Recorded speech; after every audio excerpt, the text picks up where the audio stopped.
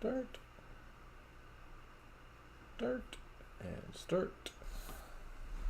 And I think we are live.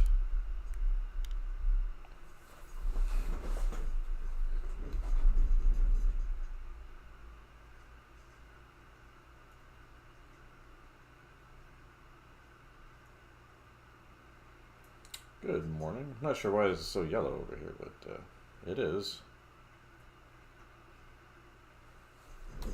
Let's get you out of the way. And you. Put this over here. Get everybody out of the way, I think, now. And forward.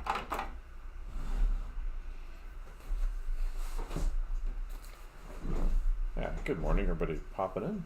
Hope you're doing well.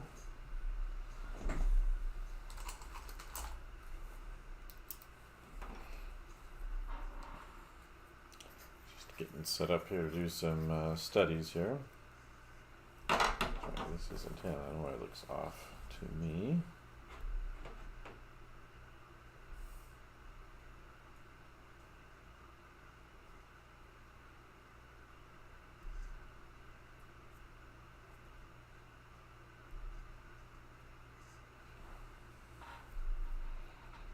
Good morning. I do some master studies today, so I'm looking here at some Stuart Imonen, I believe. Let's see if it starts in this issue. Yeah, I think it starts here.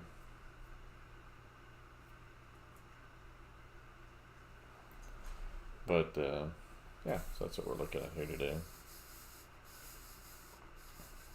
I'm going to draw this figure over here.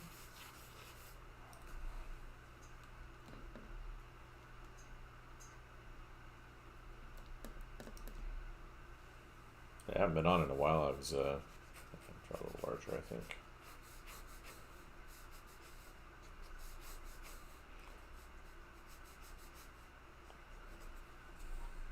Out of town for a bit, and then got really busy. There's something else I need to do today, but I can wait since it is the weekend and no one cares what I'm doing on the weekend, so can wait till a little bit later today, I think, to get nailed down.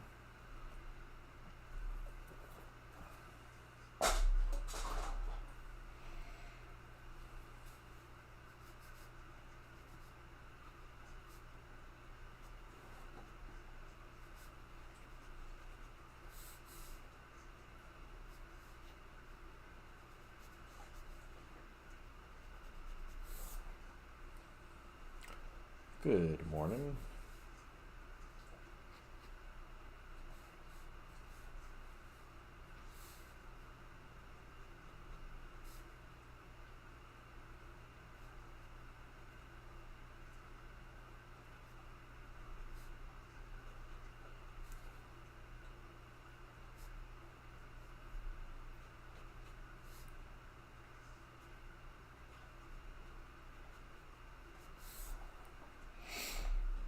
See how it goes this morning, but yeah.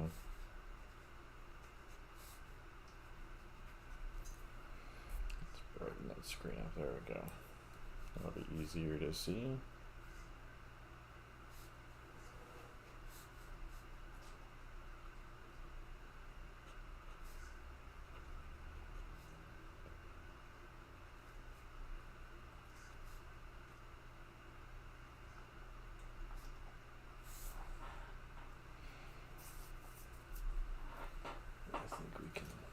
Scoot this stuff around a little bit.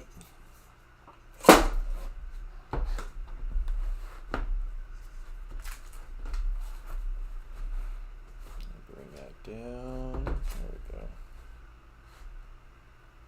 Probably a good scale for that for the overhead camera.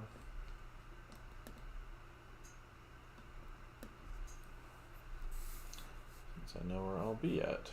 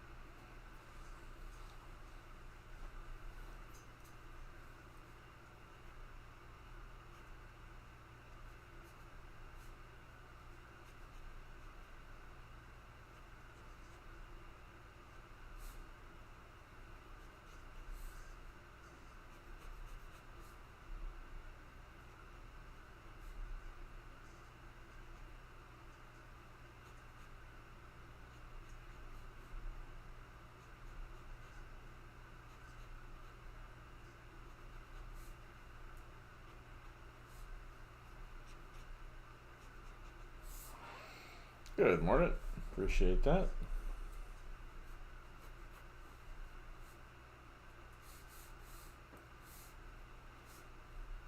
Hopefully I do. That'll be helpful to do some more kind of go back and forth between doing master studies and invented poses and things.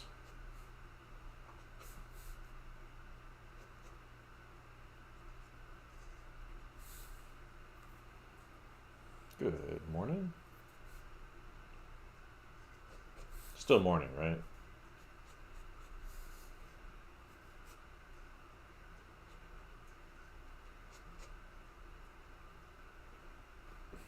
Yep, not even 10 o'clock.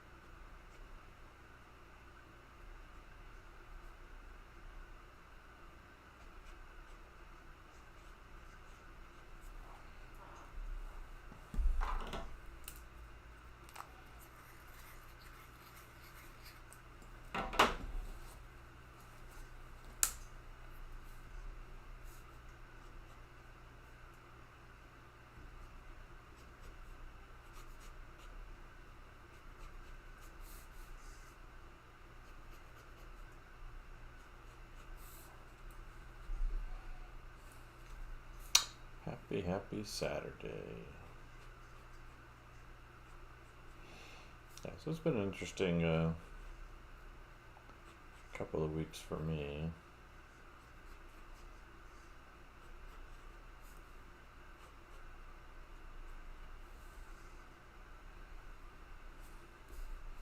Good morning.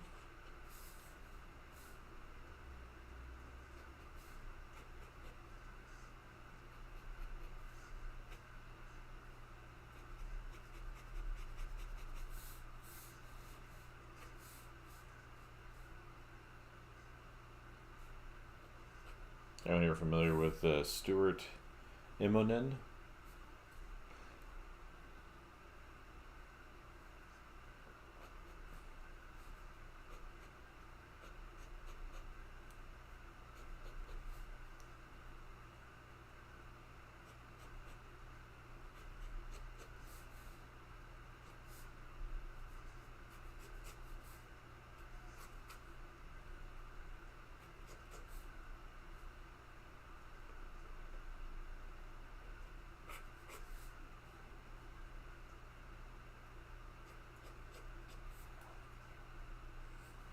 Good morning.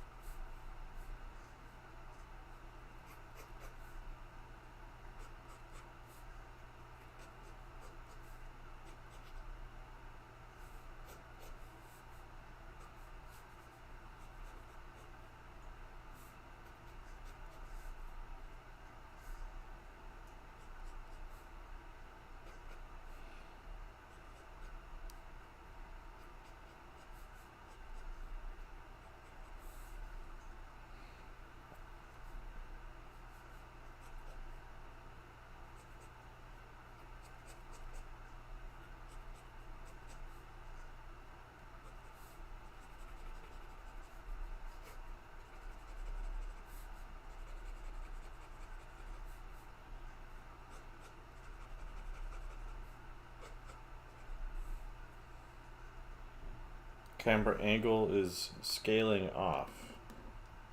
I mean, it's at an angle, so it'll be, it's kind of sitting at a little bit of an angle to your camera. I'm going to bring it all the way over, put it on top of it, something like that. 'Cause that's straight up and down right there. You can see the squares. That put it like right in front of me.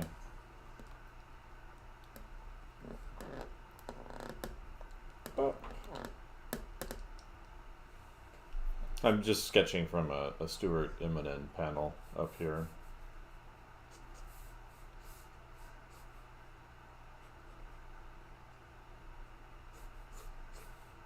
Thought that'd be a good place to start today.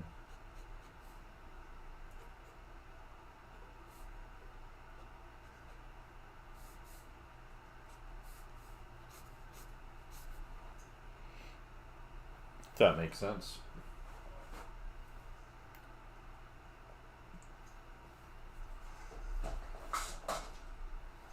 They bring it in closer, so.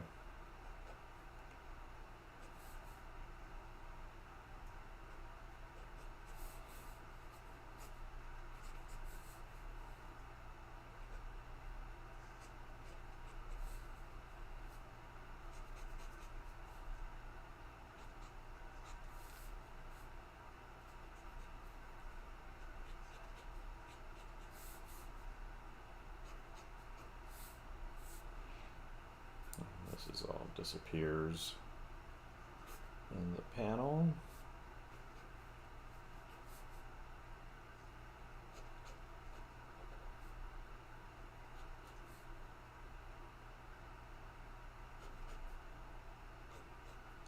That hand got a little large.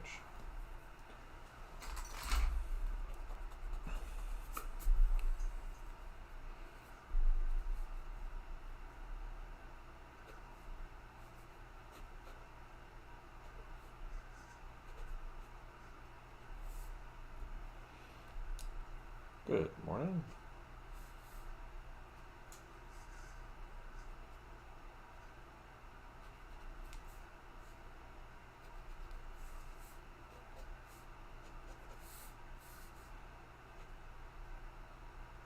Okay, the nose goes to be higher.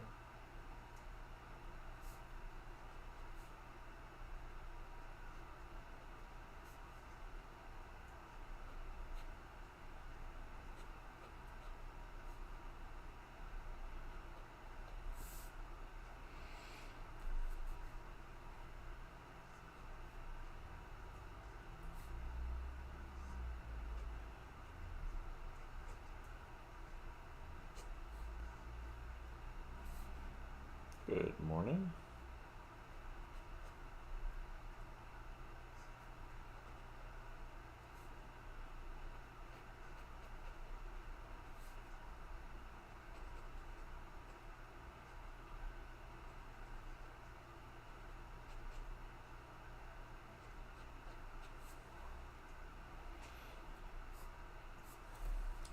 Give the inking a go.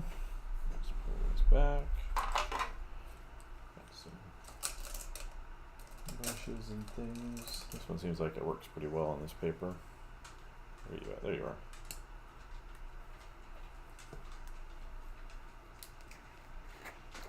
Grab the right, that looks like the right one.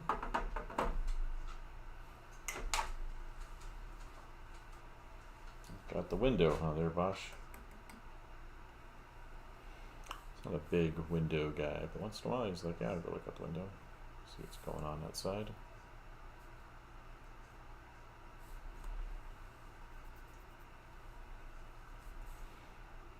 Oh, I think I didn't turn the chat thing up on the other streams. Just realized, hey, there was something I was forgetting to do. Let's get that up before I forget.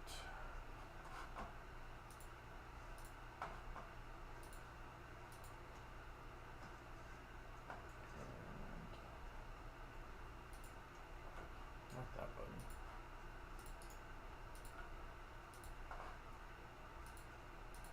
While I'm thinking about it.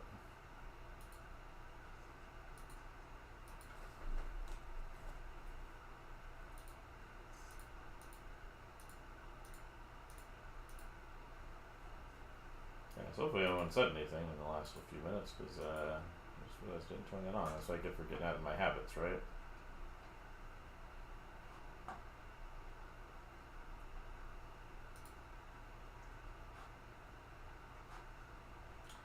Alright, good. Not seeing anything. I guess that's okay.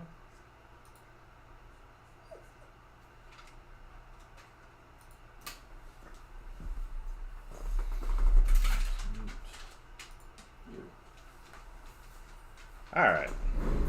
Hopefully I unbroke that. Just realized that wasn't turned on. So the for the other streams and things.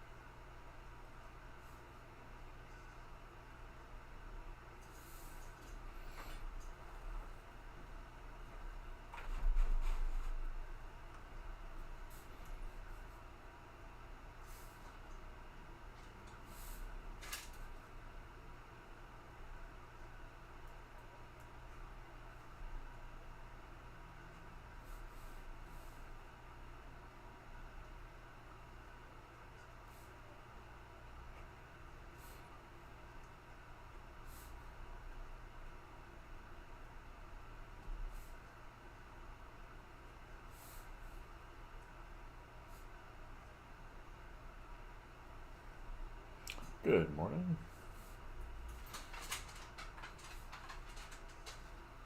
Yeah. What do you think, Bosch?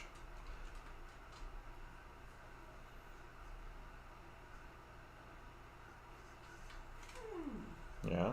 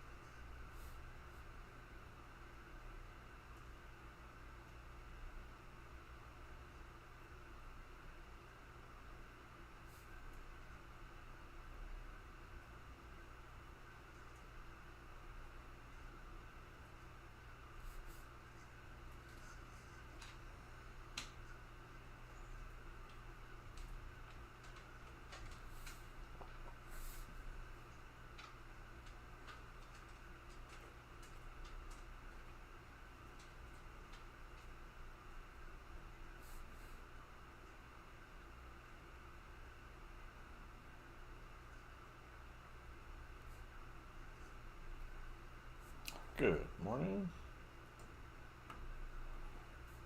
Or evening, depending on where you're at. Morning here, though, so that's what you'll hear from me.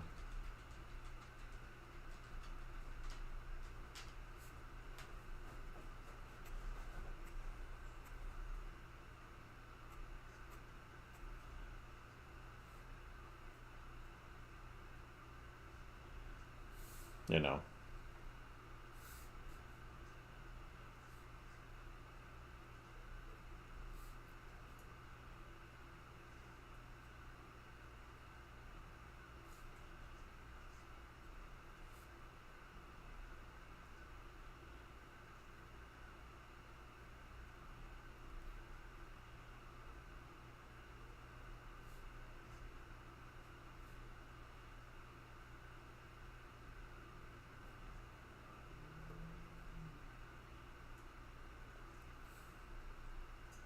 Right?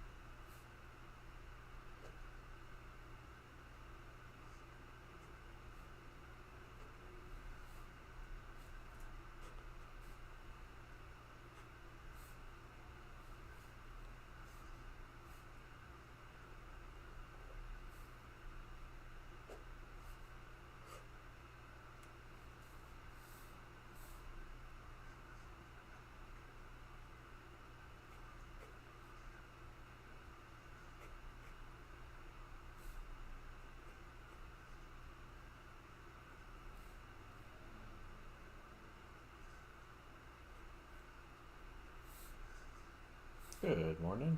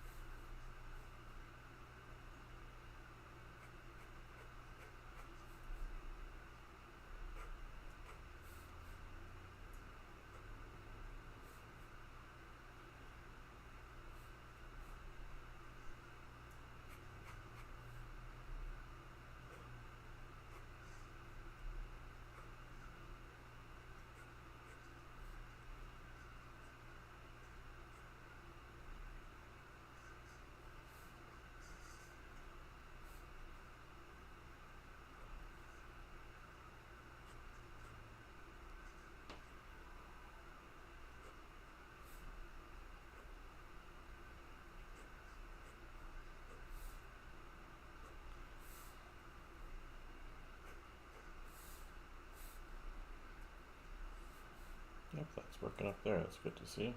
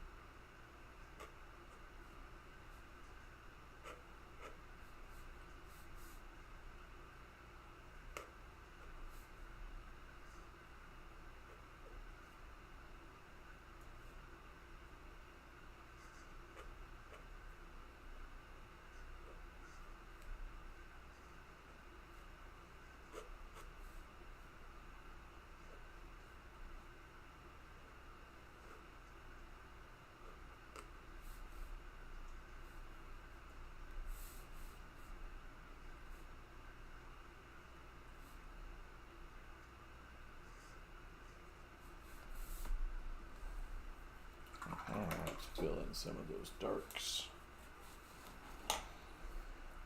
with the brush. Where are you hiding it, brush? There you are.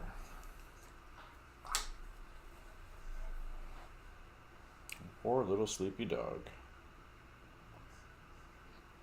He thought it was later than it was for a second, so.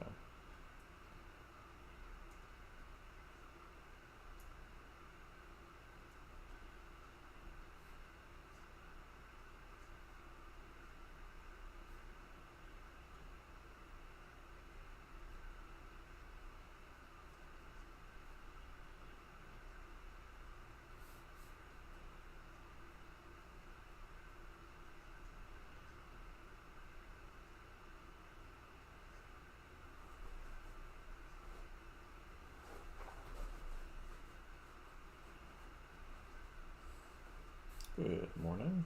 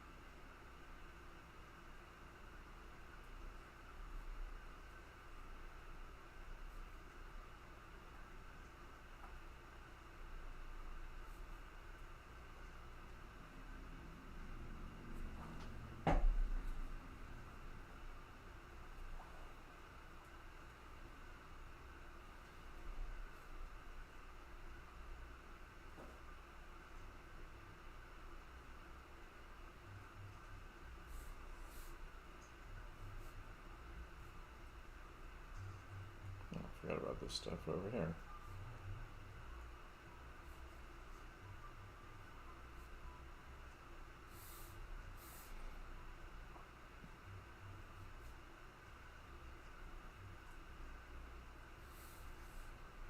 Good morning.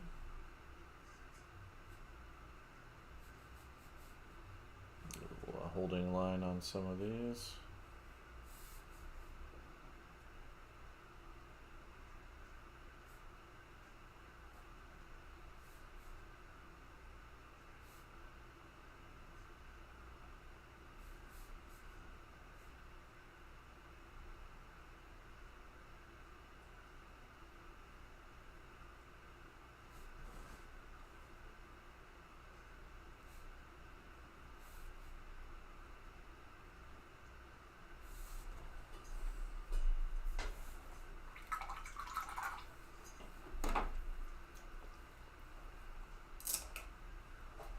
Good morning. I think we'll put a little white highlights on here just for giggles.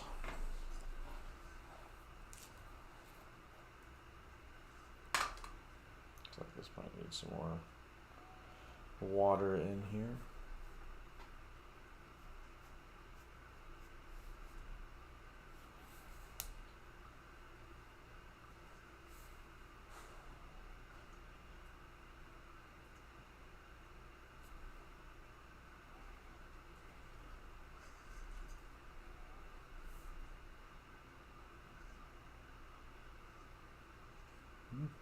Interesting.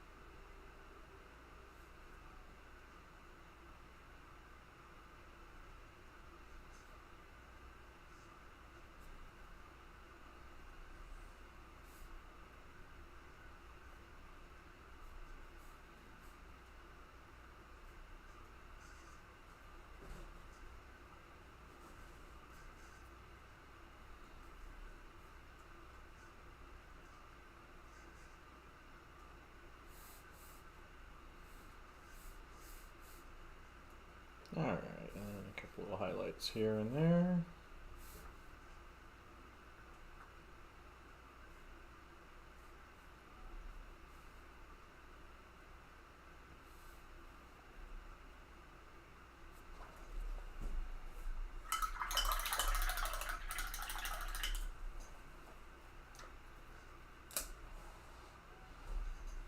Let's see, where's that sponge?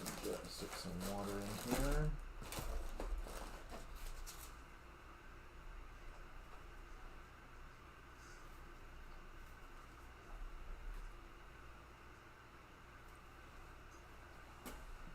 Stir that up. Gets a little stiff in here once in a while, so add a little water, stir it up. That kind of gets it back to a nice fluid state. I have let these dry out before, and that was always a bad idea.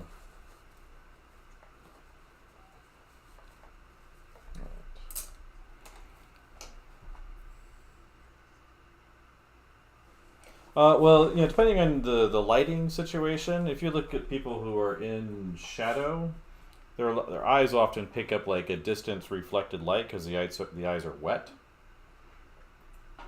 But again, I'm working from a copy here, so there it is right over there on the left.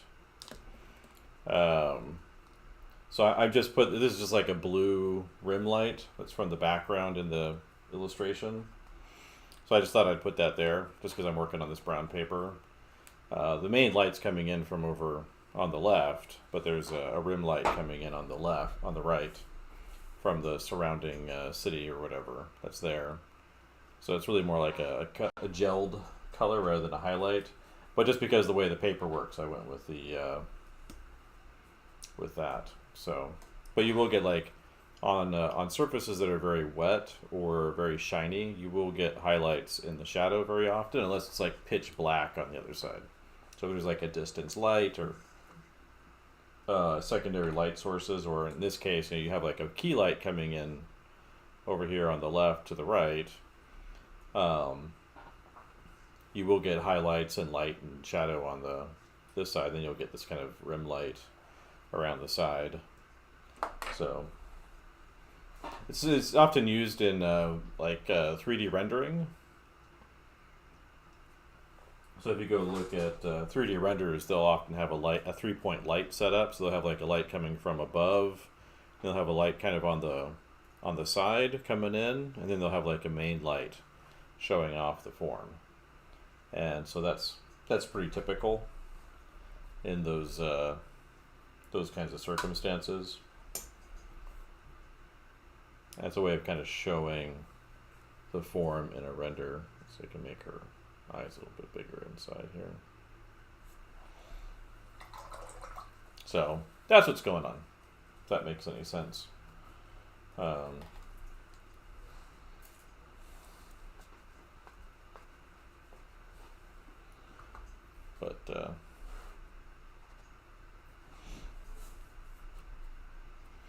And how are we doing for time? 39, alright, we're not doing too bad. We'll do the Kitty Pryde in the next panel. So this is a young Jean Grey over here.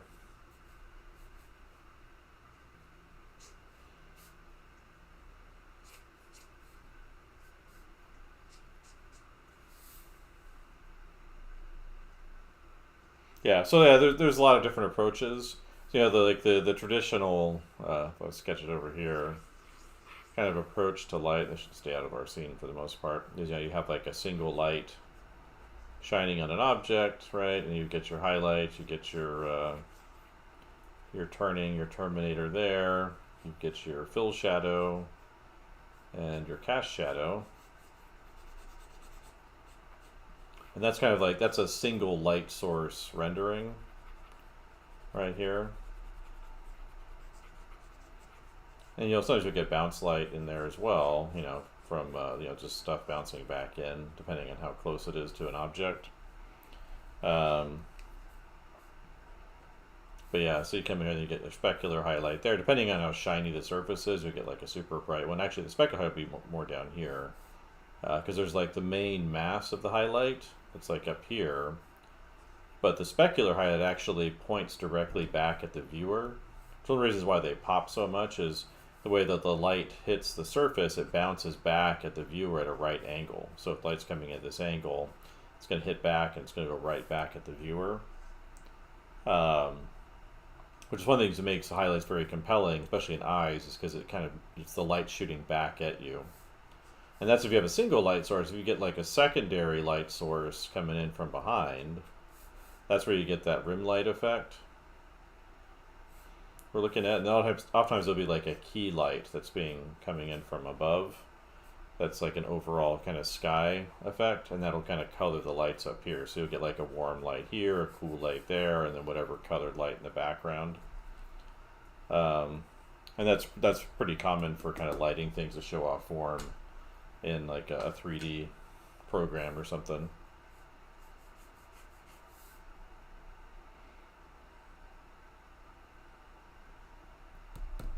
So yeah, but again, you know, a lot of times when you're first learning, like just sticking with single light on a surface is best, so that you can you know, master that first, and then you can kind of add complication to it as you go. Like there's a painter friend of mine, an old mentor, Stephen Assail, and he uses this two light source. You have like a main light or a key light shining onto the object or on the person, and then you'll use a rim light with a gelled light, like a red light or an orange or yellow or something like that to put in there. But yeah, Stephen, Assael, really great painter. But he'll often do that to kind of create dramatic lighting in his scene.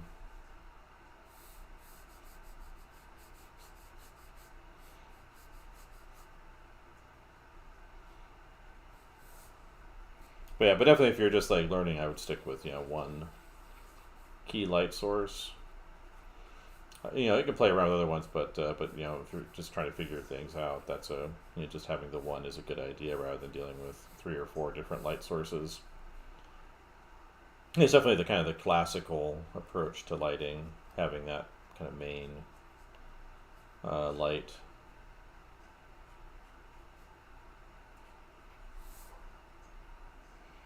On there.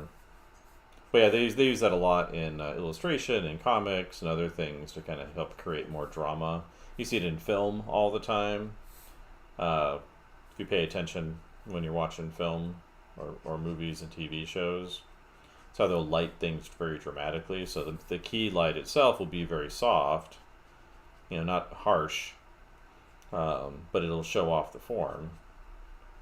And that's the photographer's job. And then they'll have like a rim light coming in from behind. And they'll often even do it during like day shots and things like that. They'll set up lighting. That's why you see photographers, they'll be out there with a big reflector that they'll have somebody hold up to the model so they can pop some lights into the side from the outside, even if it's during the day, to kind of pop the drama out more.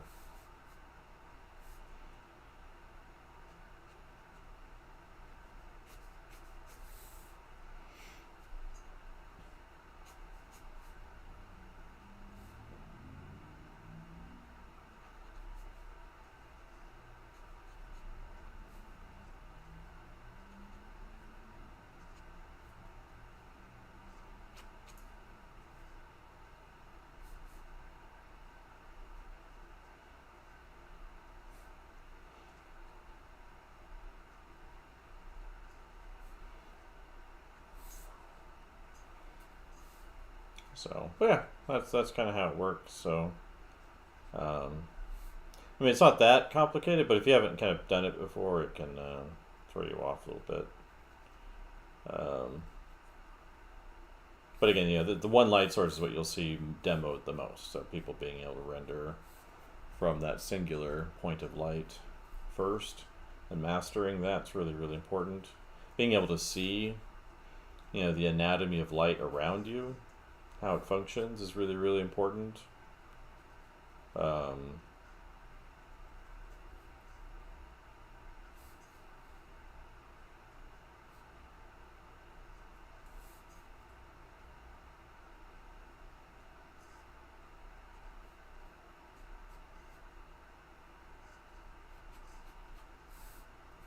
This is getting way too masculine here.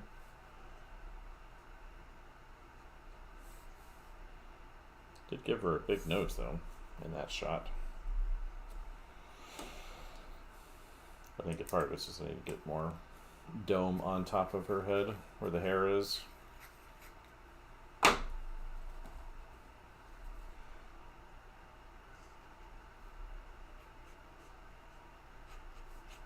that. It's interesting how they've changed Kitty Pryde's appearance over the years. You see kind of how she was originally drawn by, what's his face, John Byrne. I mean, it definitely takes practice, But like being able to see that anatomy of the light, so when I say that's like the parts of the light, so there's your, if you can get the 5 down, the highlight, the half, or mid-tone, or light mass, I think is a good word for that area. And then there's the terminator, which is the turning of the form. People often call that the core shadow, which isn't quite accurate. I mean, it's a handy term, but it's not really there. And there's form shadow. And then there's cast shadow. And if you can master these 5, then you can do really, really well. So that's you got your highlights, kind of the light map, the bigger, kind of brighter area of the light. Not this, but the larger area. And then there's your mid-tone or half-tones here. Your terminator where the light ends. That's why it's called the terminator. Form shadows down here. And then you got your cast shadow here. And if you can master just those 5, you can do really well. You can throw in other things like your specular highlight, your bounce light coming in here, your ambient occlusion, subsurface scattering, your penumbra, where the light kind of starts to fade off or get double shadows on the outside. Those things add a lot, but if you can just get the 5 in, and you can start identifying them when you look at things, then you'll have a much easier time kind of drawing form with light and shadow with just those 5. I think part of it is her jaw right here, so the ear should be a little bigger coming out. Squaring up that jaw a lot. which I don't think she'd appreciate very much. So, yeah, but that's how it works, and it's pretty. It seems simple, but it does take practice to master it with any of these things, whether it's perspective or drawing a likeness or expressions or other things. It just takes time and an inordinate amount of practice. And then the other thing I like to point out to people too, for myself even, is you have to know more than you need to know, because you don't know what you need to know. And so you always just have to know more than that. And it never stops. So it's not like you reach an end point and you've learned everything you need to know. Some new thing will pop up, or you realize there's something you haven't focused on. And that's happened to me, even in the last couple of years. But it's also kind of exciting because it means like there's this whole range of things that become more possible as potential forms of expression for yourself. One of the reasons I really hate the whole people jumping on the AI bandwagon thing.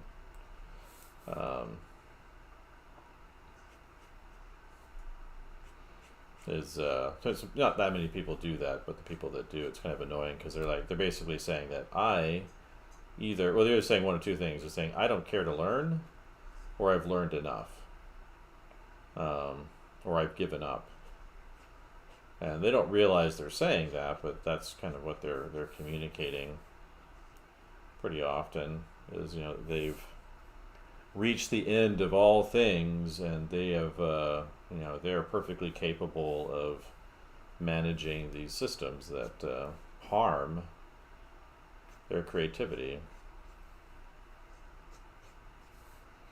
And that's a real problem, especially if you don't realize it. The panel ends up there. Probably your head goes up like that, but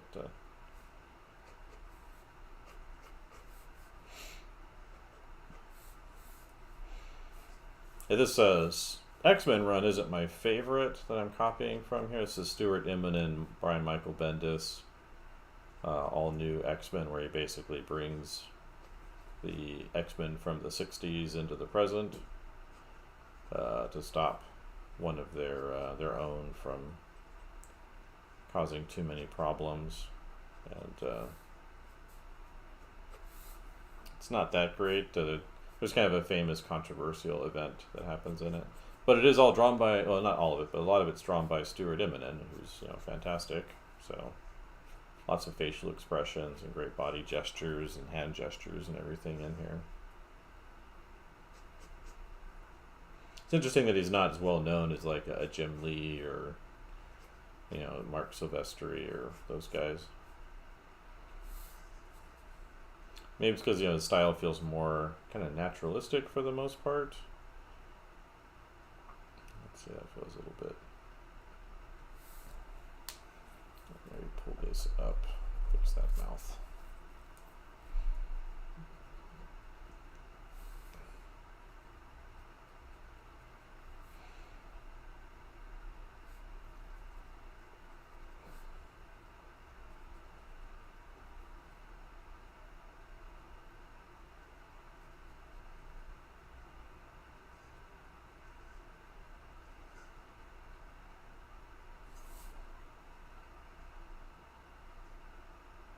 Oh, no problem.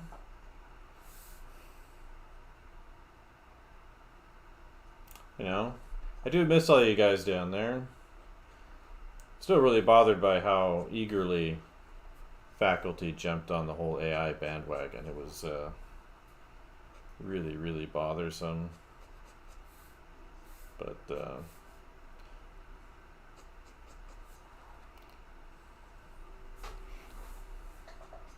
oh, this artist right here, it's Stuart Immonen. Stuart. And then it's Immonen. Stuart Immonen. He's been around a long time, like 30 some odd years. I don't, the thing with I mean, it was interesting when Ed was first bringing it in. to the meetings in that, it seemed to be he wanted it because he's afraid of not being kind of on top of things.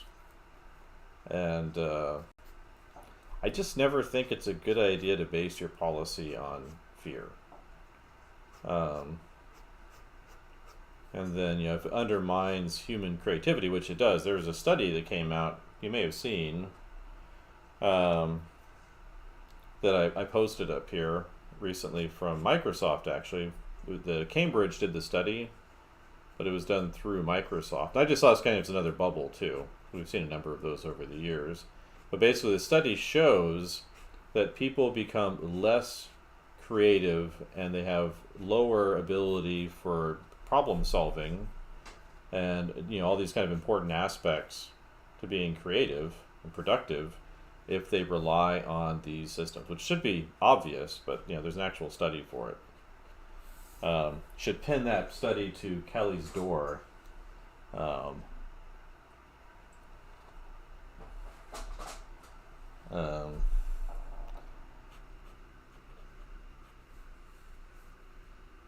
Because it literally it's like the short version of that I would say, it literally makes you stupid.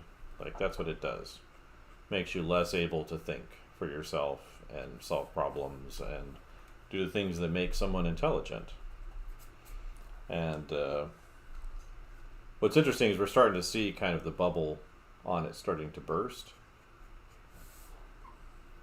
And so one of the things that's happened actually was Microsoft too. So the study came out from Cambridge that was funded by them, testing people's cognitive abilities.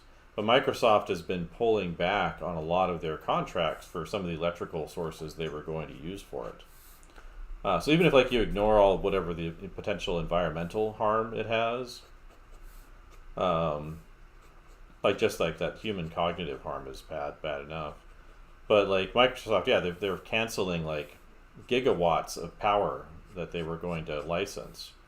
And then their CEO, that same weekend when that report came out, he said they do not see a path forward for profitability with AI or with large language models, since it's not actually AI.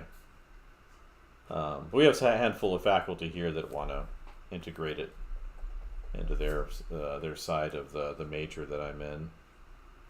And we had a big kind of discussion about it in the fall, because a faculty member replaced student work for a promo event with AI.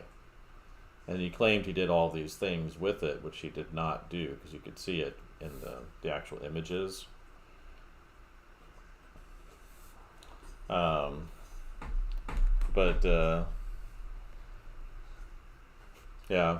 My thing, I've been telling students, if you really don't want it, one thing you should be aware is that almost no students want it. It's not what you're in school for, right? You learn, even if you end up having to use it at a studio, for example, it doesn't really help you out in school to, become more capable. Kind of gets in the way, I think.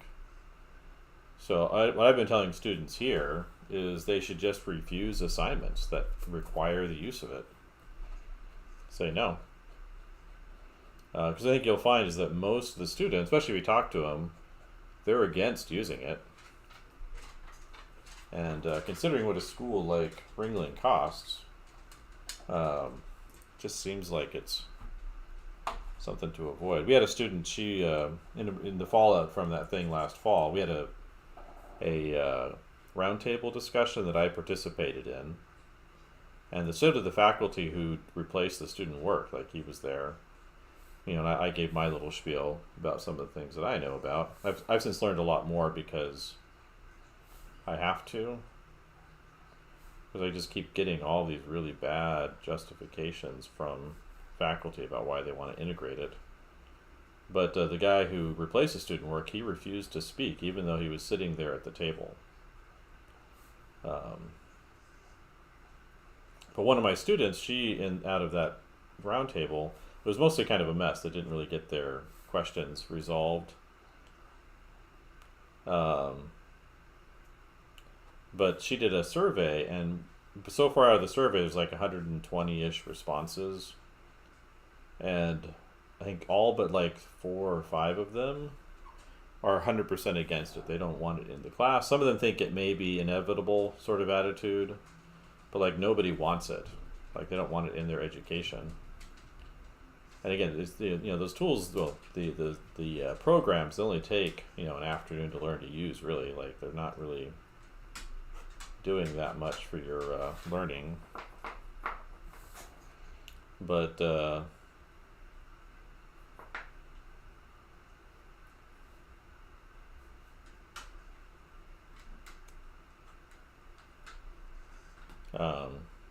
so yeah, what I was saying, what I'm telling students here is that like a teacher is trying to make you use these things for assignments. Know that everyone in the classroom, like almost nobody in the classroom, wants them, and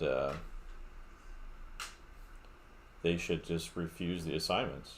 And so, knowing that nobody wants them except for some of these faculty, they'd have to withdraw the assignment because if everyone refuses it, they're not going to fail the entire class. Or if they do, it's going to be a big hoopla over it, and they don't want that. It's a hassle. So that's kind of the advice I've been giving people, is just to refuse assignments that require it, and it'll let them know kind of what you feel, what you want, what you see, what you expect. Especially, again, a school as expensive as Ringling. I mean, they should definitely be hearing you out more.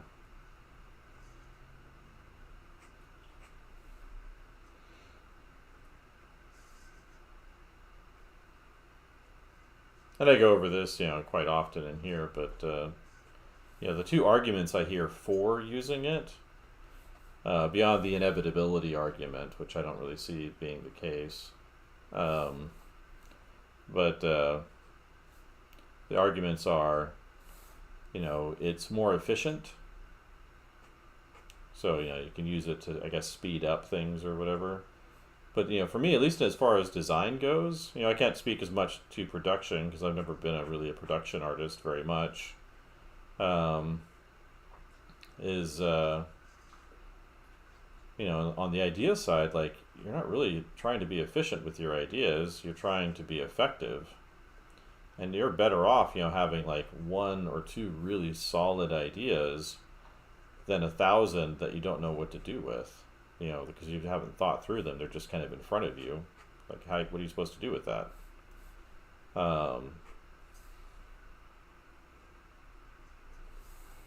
And I have found that's kind of the split. Hello, Bosch. For a lot of between artists and design, between the idea people and production people, is the production people seem to just want a machine to tell them what to do, and to be a cog in that machine's toolbox. And I just think that's really, really, a foolish way of approaching things. Because really, what you want to be is you want to be the leader. You want to be the person, influencing the ideas. Not everyone can do that, obviously, but that's kind of shooting for the moon, right? You want to be adding a lot of value to whatever projects you're on. I think the use of these systems kind of demonstrates your lack of value. Like, you're not bringing anything really to the project. What do we need you for? Executives can just sit down and spit out a bunch of mid-journey ideas and be satisfied with them, I guess. If they think they're good enough or whatever, they're for whatever they're trying to do. And that speaks to the Dunning-Kruger effect with these systems too. But because it convinces people that they're doing things that they're not actually doing.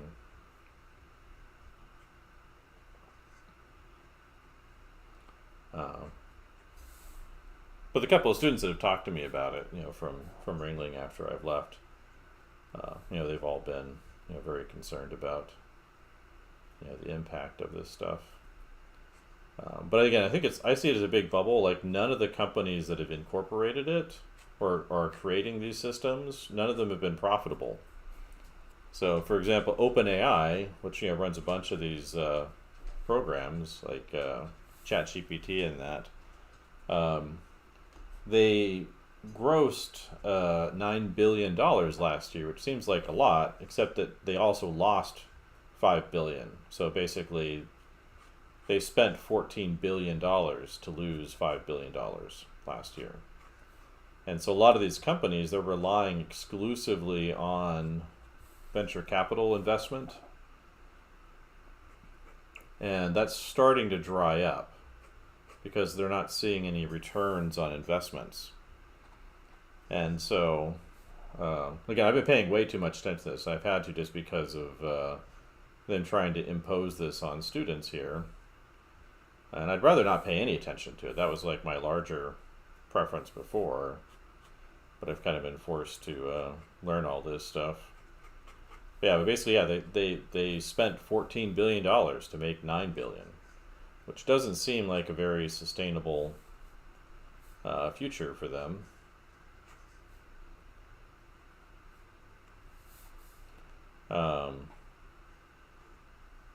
And Microsoft canceling a lot of contracts. The only people making any money off of AI is NVIDIA. And that's because they're selling the pickaxes for the gold rush. They're not really developing the tech for themselves as much. I mean, they're doing like that goofy little robot thing recently. I'm not sure what that thing is for, but other than tripping over in your house and having to recharge it every once in a while. But let's see, where's my brush? But that's kind of what I see going on, and it's just like, to me, it was always obvious. In faculty meetings, they would say that they see themselves as potentially being the curator, so it'll take away the production artists' work, so motion designers basically, rendering and modeling and animating and concepting. It'll take away those jobs, but the motion designers will all be the curators of the systems, which I thought was silly because we've had curatorial algorithms for decades now. Like I had, Music Match as a student in school, which was like, it's like Spotify, but it was earlier. They were later bought by Yahoo, and then they've long since disappeared. But it was very expensive, like $6 a month or something. I actually think its algorithm worked better than the newer ones, at least for finding new music and things like that.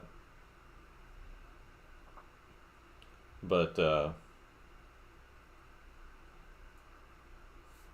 that's kind of what they're saying to us is like, oh yeah, you're going to be the curators, and I just think that's ridiculous. With enough information based off of what they say it can do, which I don't know that it can.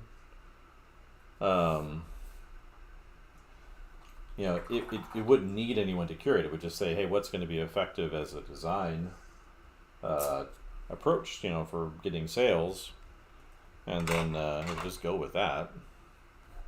But again, I just kind of saw that as being somewhat nonsensical because, A, it won't need you.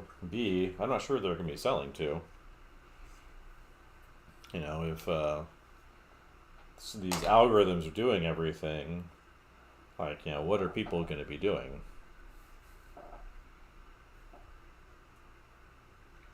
Because, an important part of being human is being productive, which means doing things that are worthwhile, not only for them, not only for themselves, but for others.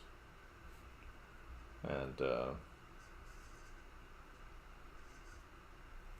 if it takes over everything, then who's gonna purchase all the things it produces, and who are they going to market to?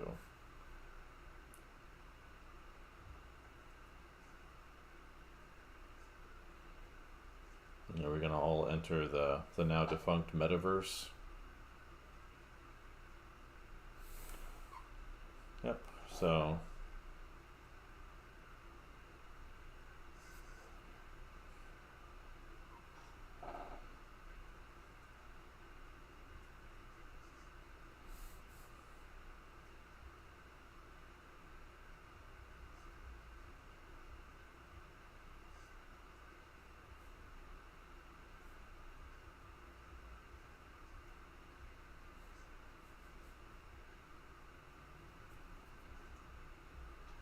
But yeah, that's kind of what I've been seeing. And I ask these questions, and people look at me like I'm crazy or something. It's like, well, of course it'll just solve the problems. And I'm like, that's not really what it does.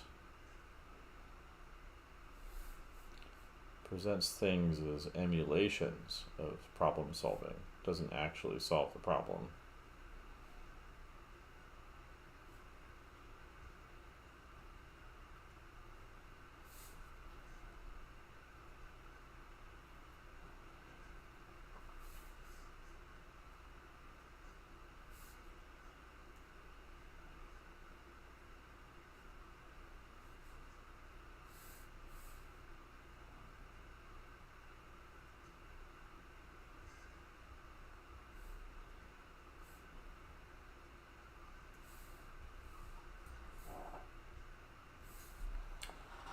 Alright.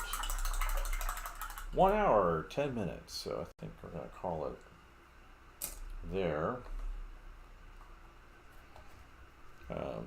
Yeah, but I just wish they hadn't done that. But I understand the rationale. I just think it's wrong. 250322, and this is after Stewart. Immonen.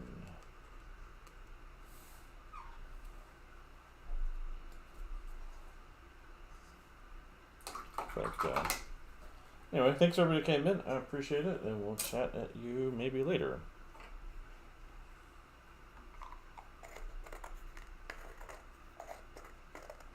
I can put this ink bottle away before I knock it over.